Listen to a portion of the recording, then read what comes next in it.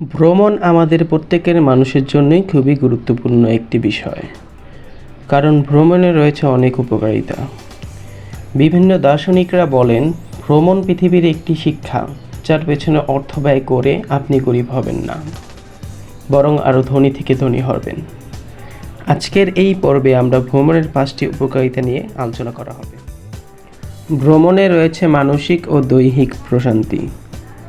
আমরা দৈনন্দিন কাজের চাপে দৈহিক ও মানসিকভাবে বিষণ্ণতা অনুভব করি এবং দুর্বল হয়ে পড়ি। এই দুর্বলতা কাটানোর জন্য ভ্রমণ খুবই গুরুত্বপূর্ণ চিকিৎসা। ভ্রমণে ডিপ্রেশন থেকে মুক্তি পাওয়া যায়। এক গবেষণায় দেখা গিয়েছে ভ্রমণের উপকারিতায় মানুষ ডিপ্রেশন থেকে মুক্তি পায়। আপনার পরিচিত জায়গা থেকে বেরিয়ে দূরে কোথাও ঘুরতে গেলে নতুন নতুন মানুষের সাথে পরিচিত হওয়া যায়, যখন ডিপ্রেশন দূর হয়। ভ্রমণ মানুষকে আত্মবিশ্বাসী করে তোলে। জীবনে কঠিন সব বাস্তব সময়গুলো মানুষকে নিজেদের প্রতি বিশ্বাস ও আস্থাকে ধীরে ধীরে কমিয়ে ফেলে।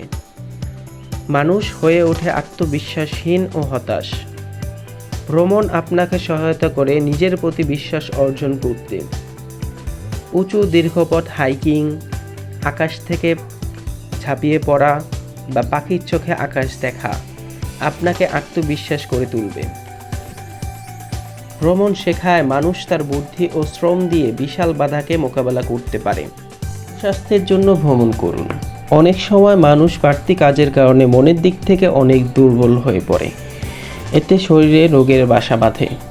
ডাক্তাররাও অনেক সময় হাওয়া বদলের জন্য ঘুরতে বের হতে বলেন। এতে রোগ নিরাময় হয়। ভ্রমণ মানুষকে সামাজিক করে তোলে।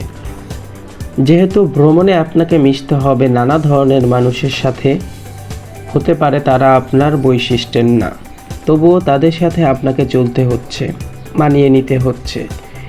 এসব মূলত আপনাকে আরও সামাজিক করে তুলতে সহায়তা করে।